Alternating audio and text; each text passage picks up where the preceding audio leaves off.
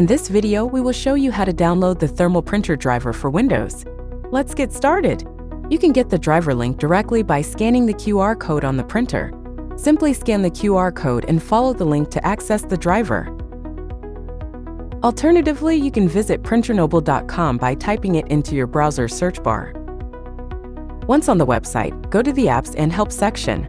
Scroll down and find your printer series name. Click Read More, and you'll find everything you need, including the Windows driver, Mac driver, mobile app, and user manual. Now let's download the Windows driver. Click the Download button. Wait for the download to complete, and then locate the driver in your Downloads folder. Double-click the downloaded file to start the installation.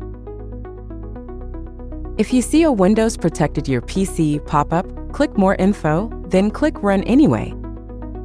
Follow the on-screen prompts. Click Next, then Install, and finally, click Finish. After that, the Grozziie installer will open automatically. Now connect the printer to a power source and turn it on by pressing and holding the power button. Then, plug the USB cable into the printer and connect the other end to your Windows computer.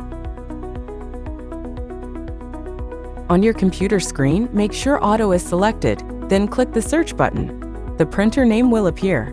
Select it and click Next to start the printer configuration.